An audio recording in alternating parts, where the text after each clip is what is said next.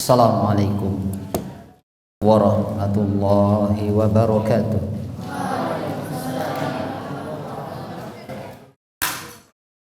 Alhamdulillah hamdan katsiran tayyiban mubarakan fi kama yuhibbu rabbuna wa yarda. Asyhadu an la ilaha illallah wahdahu la syarika lah wa asyhadu anna Muhammadan abduhu wa rasuluh sallallahu alaihi wa sallama tasliman mazida, amma ba'd. Ikhwah wa akhwat, jamaah salat maghrib rahimani wa rahimakumullahu jami'a. Alhamdulillah, kita senantiasa memuji syukur atas rahmat dan hidayah dari Allah Subhanahu wa taala, sehingga di malam hari ini kita kembali melanjutkan pelajaran-pelajaran kita dari kitab Al-Usulus Salasah. Dan di malam hari ini insyaallah taala kita sudah memasuki bahagian kedua dari arkanul Islam khamsatun. Rukun Islam ada 5. Yang pertama telah kita sebutkan, yaitu dengan mengucapkan 2 kalimat syahadat dengan beberapa rincian dari ulama kita. Kemudian masuk ke yang kedua, langsung di sini asy-syekh menyebutkan wad dalilus salati waz zakati wa tafsirut tauhid qauluhu ta'ala. Beliau mengatakan dalil bahwasanya rukun Islam yang kedua adalah salat, sekaligus disebutkan yang ketiga adalah az-zakah, adalah zakat. Rukun Islam yang kedua salat, disusul yang ketiga adalah zakat. Dan ini langsung disebutkan di dalam Al-Qur'an dalam surah Al-Bayyinah ayat yang kelima, di mana Allah Subhanahu wa taala berfirman, "Wa ma umiru illa liya'budullaha mukhlishina lahuddin hunafa wa yuqimus salata wa yu'tuz zakah wa dzalika dinul qayyimah." Di sini sebutkan dalil tentang salat dan zakat adalah dalam surah Al-Bayyinah ayat yang kelima, di mana Allah Subhanahu wa taala mengatakan wa ma umiru, tidaklah kalian diperintahkan illa kecuali liya'budullaha mukhlishina lahuddin hunafa. Tidaklah kalian diperintahkan kecuali dalam rangka untuk liya'budullaha, untuk beribadah kepada Allah Subhanahu wa taala mukhlishina, dalam keadaan mengikhlaskan lahuddin, agama ini seluruhnya yang lurus untuk Allah Subhanahu wa taala. Langsung disebutkan wa yuqimus salata wa yu'tuz zakah. Yuqimus shalah, mengerjakan salat dan mengeluarkan zakat. Wa dzalika dinul qayyimah, itulah agama yang lurus. Maka dari keterangan ayat ini jamaah yang dimuliakan dan dirahmati oleh Allah Subhanahu wa taala, ulama kita menerangkan bahwasanya agama yang lurus, anna dinu millatil qayyimah, kata beliau, allati la i'waja fiha, yang mana dia tidak ada kebengkokan di dalamnya. Tidak ada kebengkokan di dalamnya. Kenapa? Li'annaha dinullahi azza wa jal, karena dia adalah agama Allah Subhanahu wa taala, bukan agama pribadi setiap orang. Wa dinullahi mustaqimun, dan agama Allah Subhanahu wa taala itu adalah agama yang lurus, sebagaimana disebutkan di dalam Al-Qur'an di dalam surat Al-An'am ayat 153. Apa kata Allah Subhanahu wa taala?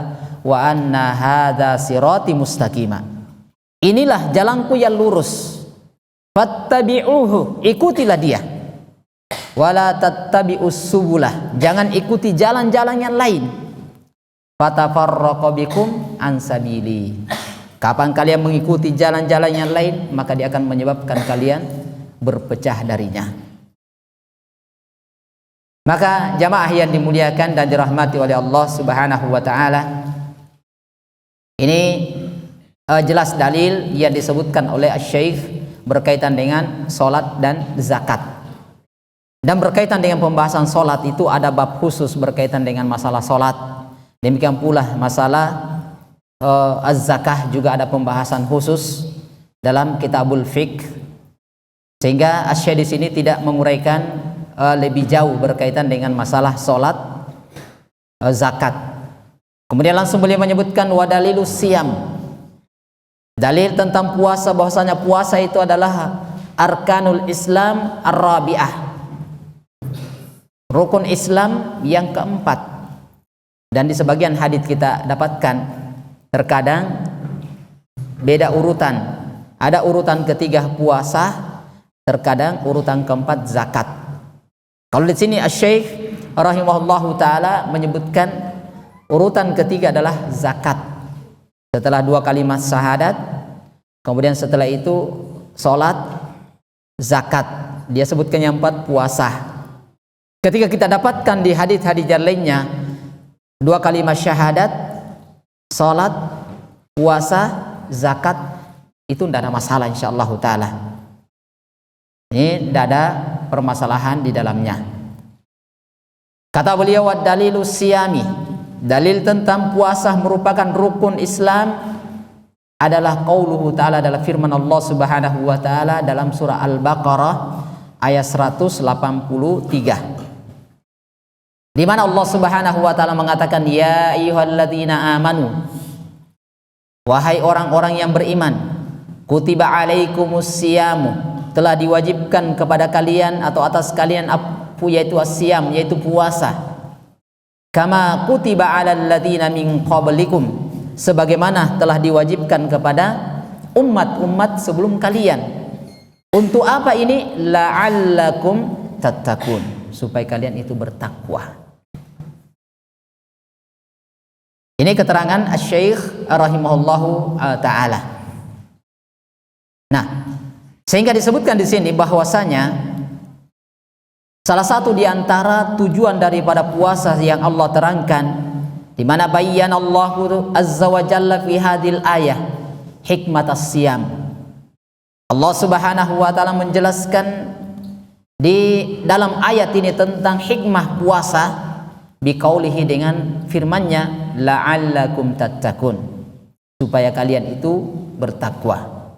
Artinya bahwasanya dengan adanya puasa ini akan mendekatkan diri kita kepada Allah Subhanahu wa taala.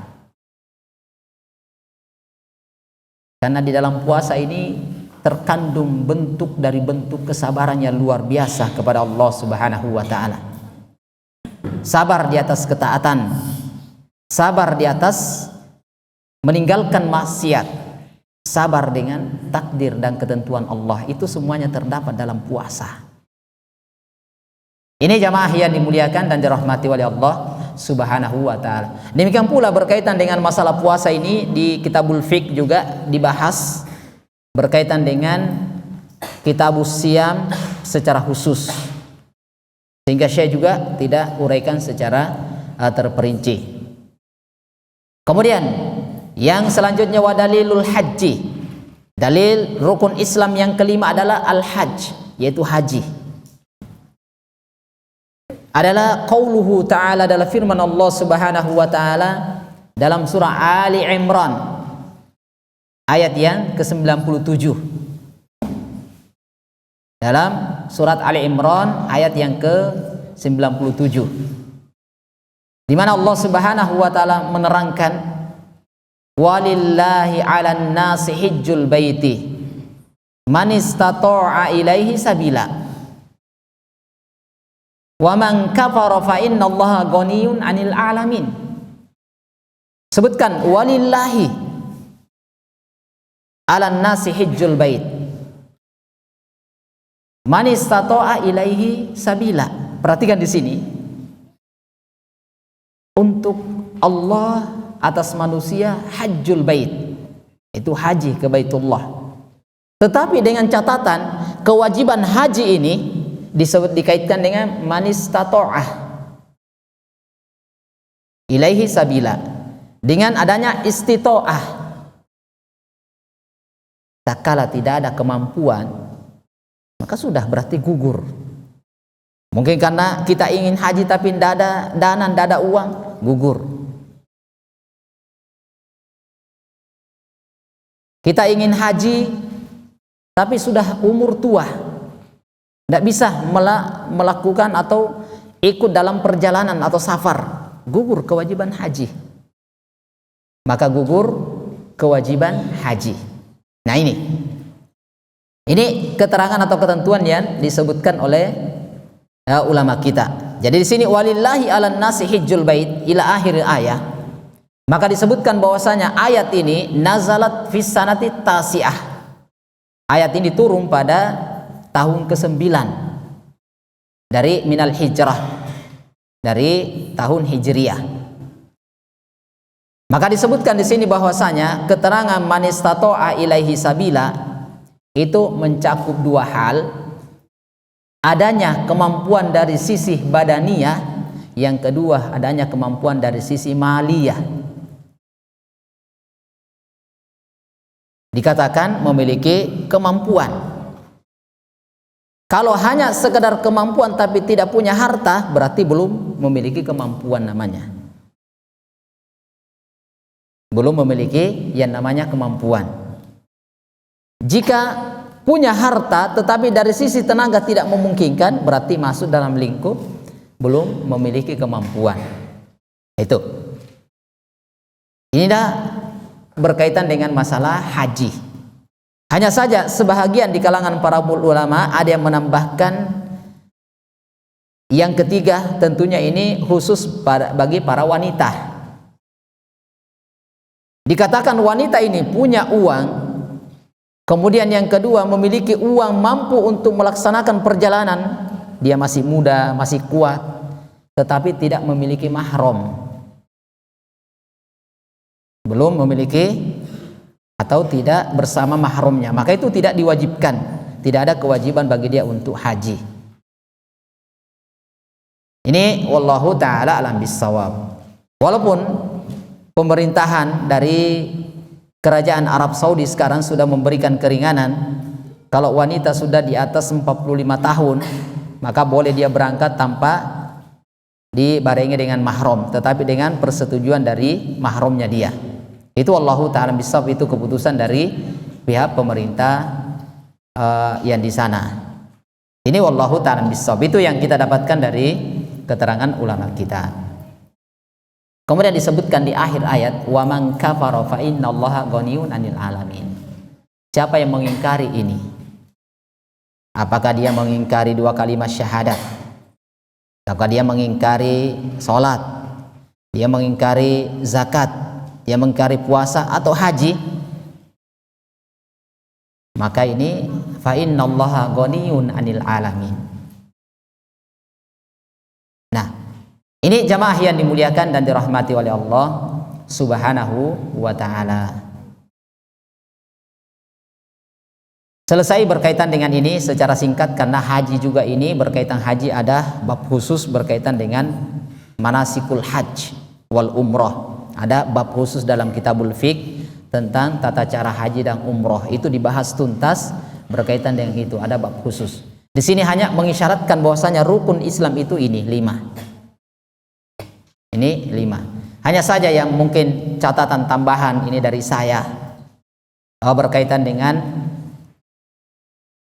kita saksikan di tengah umat Islam, terkadang sebahagian dari kaum muslimin dan muslimat mereka lebih mengutamakan haji dibandingkan dengan sholat. Mereka lebih mengutamakan haji daripada puasa. Mereka lebih mengutamakan haji daripada puasa, zakat. Padahal rukun Islam yang kelima itu adalah haji. Haji pun disebutkan adalah tentang adanya istitoah, adanya kemampuan. Sedangkan sholat tidak. Kalau tidak mampu sholat, jangan sholat. Tidak ada seperti itu. Sholat itu ada tata caranya, walaupun orang sakit, ada tata cara sholat. Zakat bisa dibayarkan dari hartanya. Kalau sudah mencapai nisab dan haulnya, dibayarkan.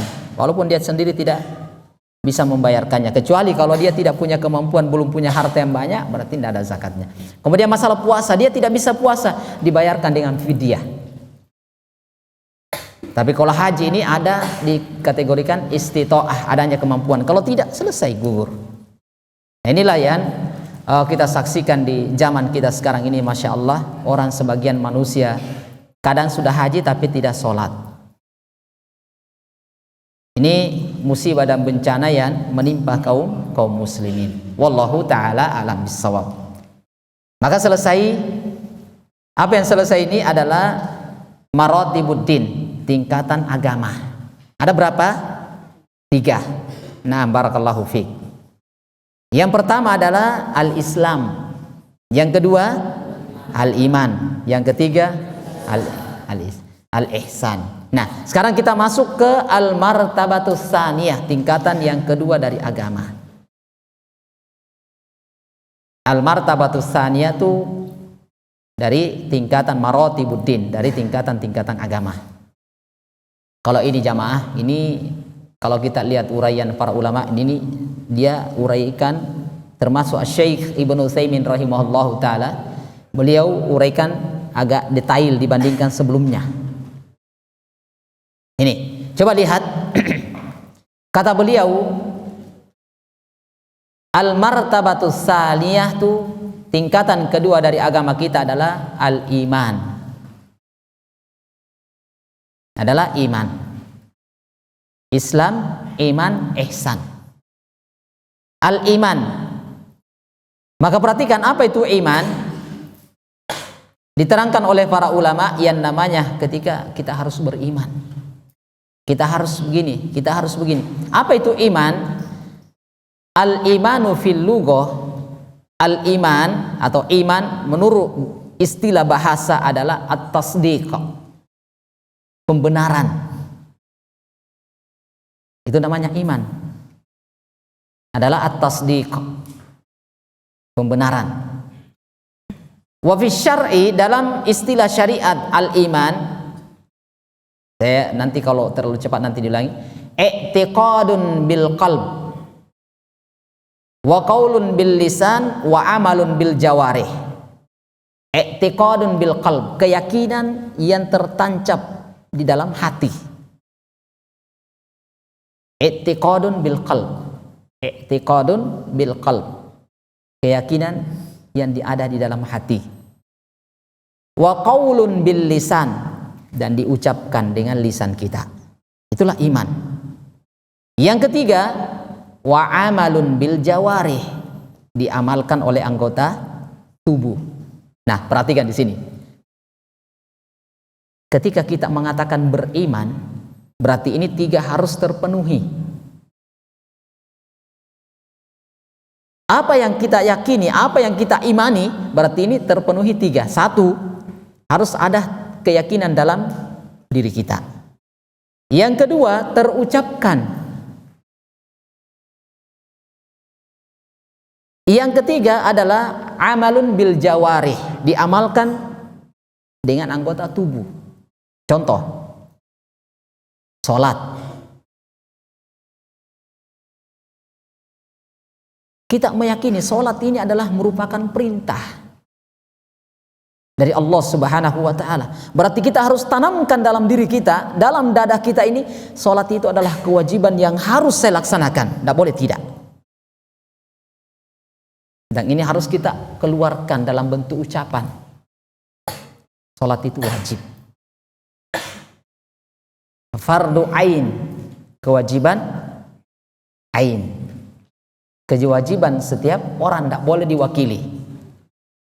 Sama jamaah, kalau ada mengatakan sholat itu tidak wajib, kalau kita lihat sholat itu ibaratnya seperti makanan, di mana makanan ini tidak bisa diwakili oleh orang lain, harus kita yang makan. Maka demikian sholat. Sholat ini adalah tidak bisa diwakili oleh orang lain.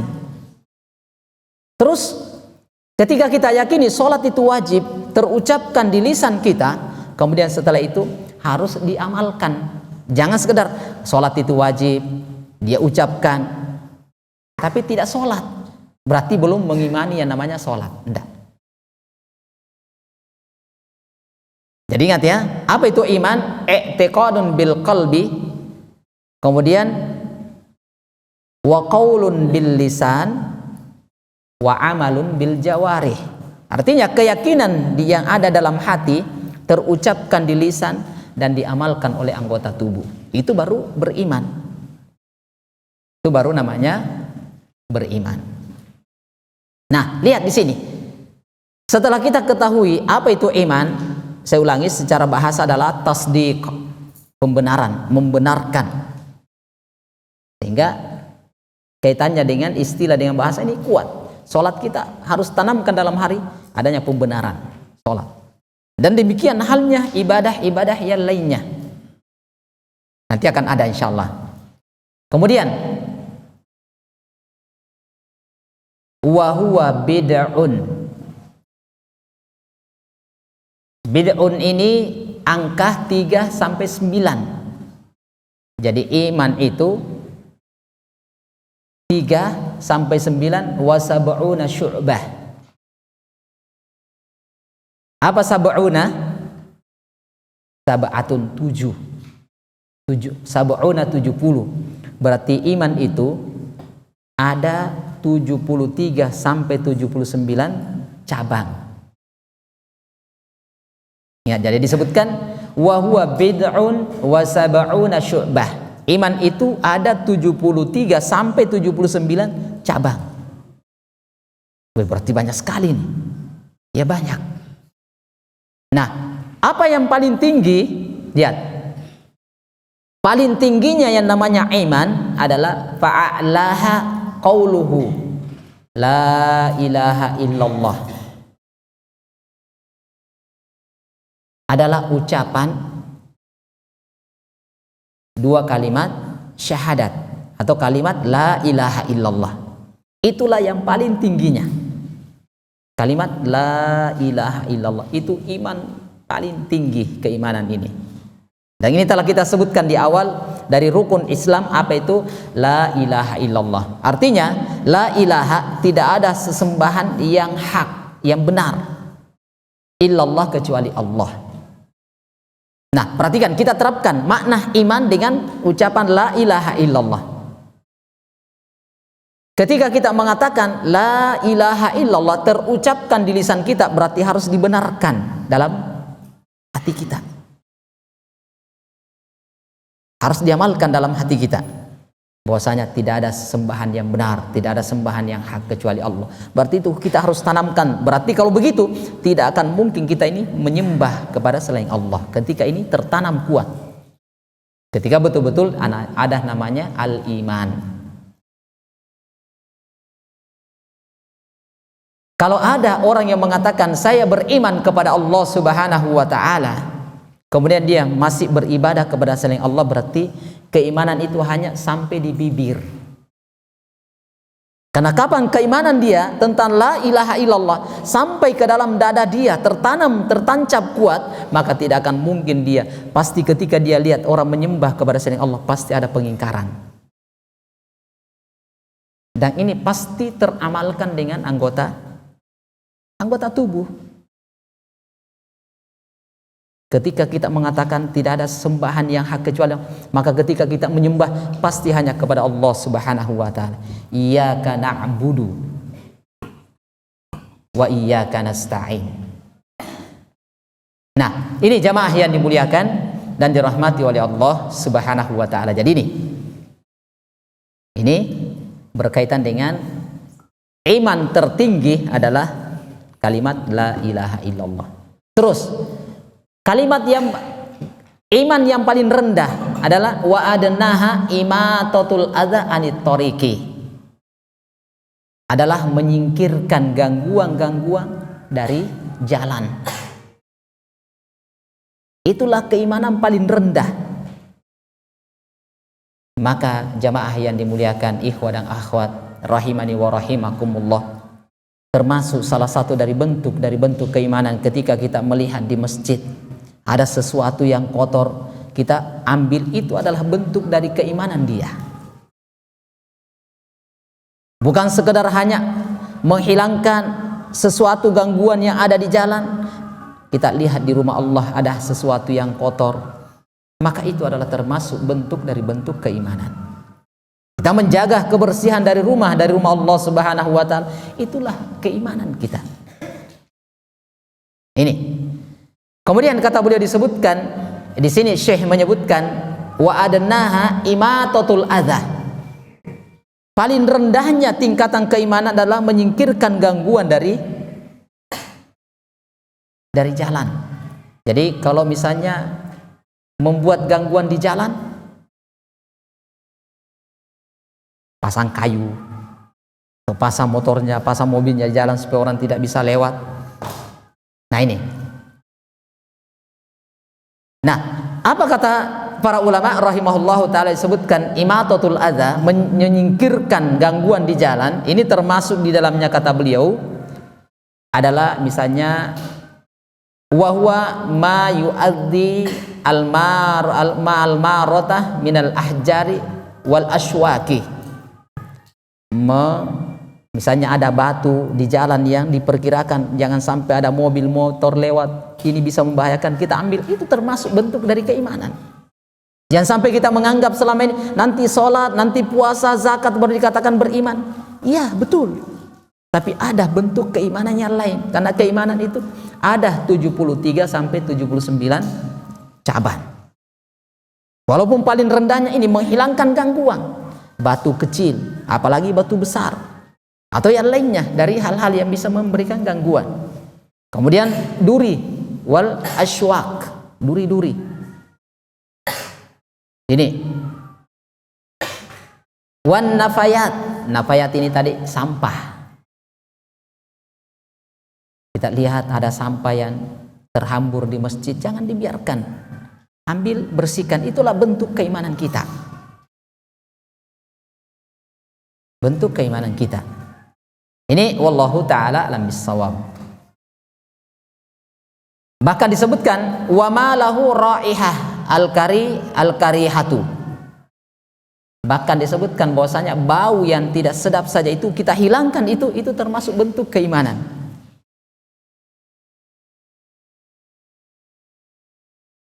Maka sama jamaah, ketika kita sebenarnya ini sudah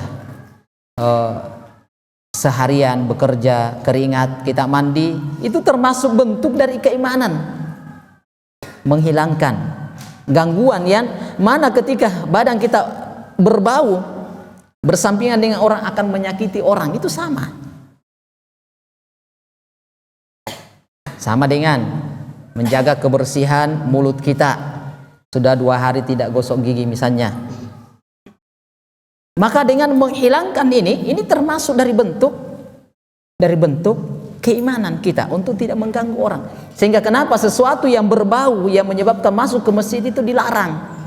Orang yang sudah makan bawang, artinya baik bawang merah, bawang putih, apakah bau rokok, itu semuanya disuruh hilangkan supaya tidak mengganggu orang. Itu namanya bentuk dari bentuk keimanan, menghilangkan gangguan-gangguan yang bisa mengganggu orang lain. Ini jamaah yang dimuliakan oleh Allah Subhanahu wa taala, yang paling rendahnya adalah menyingkirkan gangguan dari jalan. Terus kata beliau wal haya'u syu'batun minal iman. Malu itu bahagian, salah satu cabang dari cabang keimanan, itu malu. Sehingga jamaah yang dimuliakan oleh Allah Subhanahu wa taala, rasa malu ini harus kita miliki. Rasa malu ini harus kita miliki. Malu kalau kita ini tidak sholat, harus malu. Itu bentuk dari bentuk keimanan. Malu berbuat maksiat, kita harus punya malu karena itu adalah iman. Tapi jangan malu dengan kebaikan. Tidak tahu, malu bertanya. Tidak, artinya sesuatu yang kebaikan jangan malu di situ. Saya tidak mau bertanya kenapa, malu. Nah, itu tidak boleh seperti itu. Jadi ingat ya, lihat di sini. Malu adalah merupakan keimanan. Sampai tidak ada rasa malunya ini. Ini wallahu ta'ala bissawab. Nah, ini diterangkan oleh para ulama rahimahullahu ta'ala berkaitan dengan ini. Sehingga ini yang akan kita uraikan insyaallah ta'ala tentang rukun daripada rukun al-iman. Sehingga kandungan dari kandungan itu, di mana rukun iman ini saya sebutkan secara singkat, diterangkan oleh para ulama rahimahullahu ta'ala. Al-imanu, yang namanya rukun iman itu ada sittatun, ada 6. Tapi nanti insyaallah ini saya bacakan secara singkat. Yang pertama, antu'mina billah, engkau beriman kepada Allah subhanahu wa ta'ala. Nanti kita sebutkan konsekuensi keharusan apa yang harus di dalamnya ini. Satu. Yang kedua adalah wa malaikatihi, malaikat-malaikatnya. Yang ketiga adalah wa kutubihi, dan kitab-kitabnya. Ini harus kita imani semuanya. Wa rusulihi, dan rasul-rasulnya. Wal yaumil akhir, tentang adanya hari akhirat. Wa tu'minu bil qadari khairi wa syarri, harus mengimani tentang takdir, ketentuan Allah, baik yang kita anggap bagus ataupun yang kita anggap tidak bagus. Kita dapatkan musibah, mungkin kita anggap itu tidak bagus, takdir dari Allah, tapi di sisi Allah itu baik. Nah, inilah yang akan kita uraikan insyaallah, dan ini sangat penting jamaah. Kita harus punya antu'mina billah, beriman kepada Allah. Bagaimana konsekuensi, bagaimana keharusan kita dikatakan beriman kepada Allah? Apa yang harus kita lakukan? Ini ada. Terus yang kedua, mengimani para malaikat. Malaikat itu ada atau tidak? Tidak pernah saya lihat. Nah, itu nanti akan kita sebutkan. Terus mengimani kitab-kitab Allah yang diturunkan, kita harus imani semuanya. Yang keempat adalah rasul-rasulnya. Nanti kita sebutkan berapa jumlah nabi dan rasul. Kita sebutkan. Yang kita tahu selama ini hanya 25 nabi dan rasul. Itu hanya yang kita tahu. Padahal nabi dan rasul itu ribuan. Yang kita tahu cuma 25. Karena itulah yang diajarkan. Kemudian tentang hari akhirat. Nanti akan kita sebutkan, harus kita imani adanya hari akhirat, dan demikian pula takdir baik dan takdir buruk. Inilah yang akan kita uraikan insyaallah taala yang akan datang insyaallah taala. Wallahu taala a'lam bissawab. Saya kira ini. Ya cukup ya, ini dulu insyaallah taala. Barakallahu fikum jami'an.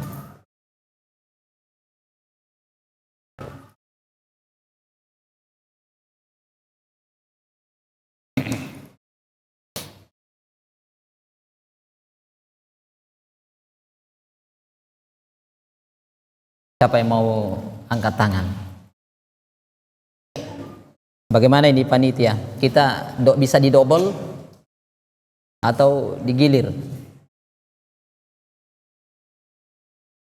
Digilir ya? Iya. Nah, barakallahu fiik. Saya mau dulu yang sebelah kanan. Siapa yang belum? Yang di depan ini sudah? Sudah? Pernah? Sudah? Iya, nanti insyaallah ya. Nanti iya. Antum? Nah, enggak apa, pas dia bisa jawab hadiahnya lagi dapat 2 kali insyaallah. Antum sudah? Belum? Antum belum? Iya, di belakang belum? Belum. Nah, ya sini dulu antum. Kum, berdiri. Iya.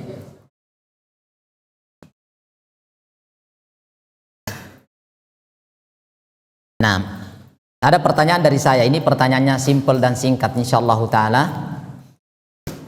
Ustaz telah sebutkan tentang tingkatan-tingkatan Islam, tingkatan-tingkatan agama. Yang pertama Islam, yang kedua iman, dan yang ketiga ihsan. Maka yang Ustadz ingin sampaikan atau tanyakan adalah bahwasanya Islam itu terdiri dari 5 rukun. 5 rukun. Rukun yang pertama adalah 2 kalimat syahadat. Kemudian yang kedua adalah sholat. Yang ketiga adalah zakat. Yang keempat adalah puasa. Yang kelima adalah haji. Bagi yang memiliki kemampuan untuk safar, baik dari sisi dana maupun dari sisi kemampuan. Nah, pertanyaan saya,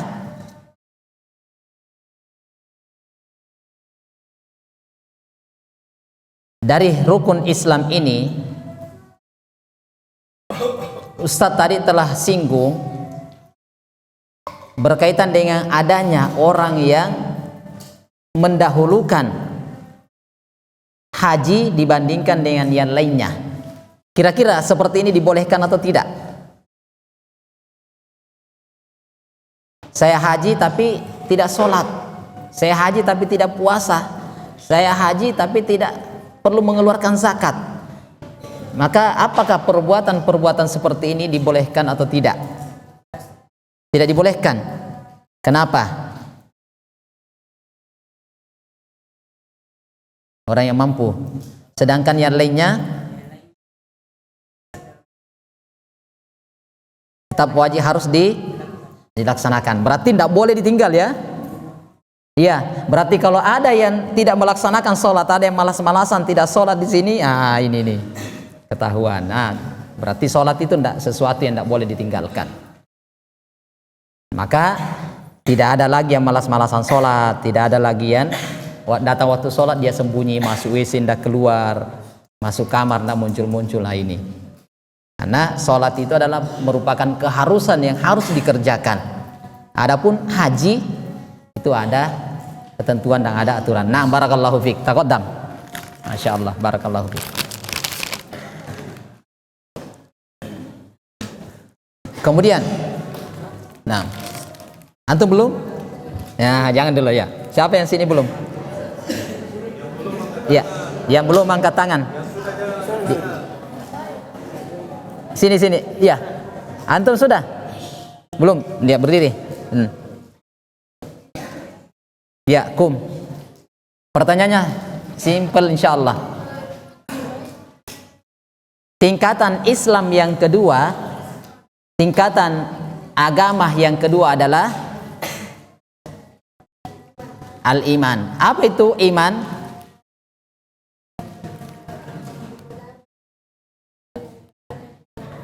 Terus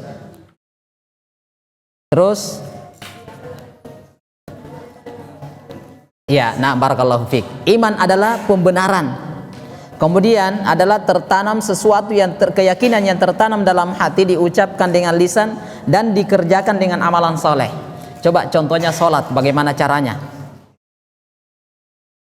Sholat. Kita yakini sholat ini berarti harus ada keyakinan di dalam hati bahwasanya sholat itu adalah perkara yang diwajibkan. Tanamkan di dalam, tidak boleh tidak. Kemudian yang kedua, diucapkan wajib yang diamalkan dengan anggota tubuh. Bagaimana kalau sholat? Tidak boleh ditinggalkan, harus dikerjakan. Insyaallah mudah. Jadi coba diulangi sekali lagi, apa itu iman? Terus, iya, masya Allah, barakallahu fiik. Kata. Nanti ini banyak ya, dibagi-bagi sama temannya, masya Allah ini. Iya, masya Allah, barakallahu. Iya. Nah, sebelah sini yang belum. Sudah, ya, nanti lagi. Siapa yang sebelah sini? Ya. Oh, yang belakang sekali. Nah, yang paling belakang. Ya, kum. Yang kecil-kecil. Tapi irfa sautak, suaranya besar. Nah, Ustaz tadi sebutkan dari temannya sudah dijelaskan, iman itu adalah at-tasdiq, pembenaran. Yang kedua adalah i'tiqadun bil qalb, keyakinan dalam hati, diucapkan oleh lisan dan diamalkan anggota tubuh. Terus kemudian coba sebutkan keimanan tertinggi, kemudian keimanan yang paling rendah.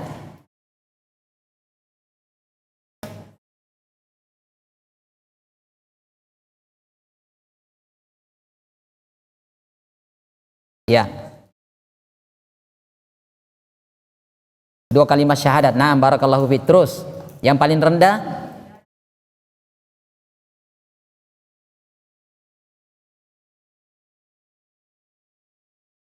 menghilangkan atau menyingkirkan gangguan-gangguan yang ada di jalan, termasuk di dalamnya di masjid, di asrama, semuanya harus dibersihkan sampah-sampah yang sifatnya kotor. Terus, apakah rasa malu itu masuk dalam bahagian keimanan atau tidak?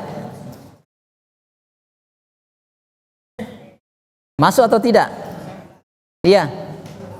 Nah, dia masuk. Nah, barakallahu fiik. Jadi kita ini harus punya rasa malu, karena itu adalah merupakan bagian dari keimanan. Nah, taqaddam, masyaallah, barakallahu fiik. Iya. Nah, saya kira itu, barakallahu fiikum jami'an. Insyaallah yang lainnya nanti kita diberikan sama panitia, insyaallah. Nanti yang lainnya. Nah, barakallahu fiik, ini yang bisa Ustaz sampaikan di kesempatan yang singkat ini. Mudah-mudahan bisa bermanfaat walaupun sedikit, tetapi mudah-mudahan bisa kita amalkan dan bisa kita laksanakan konsekuensi hal tersebut di dalam kehidupan kita. Wallahu ta'ala bissawab. Subhanakallahumma rabbana wa bihamdik, asyhadu an la ilaha illa anta, astaghfiruka wa atubu ilaik. Assalamualaikum warahmatullahi wabarakatuh.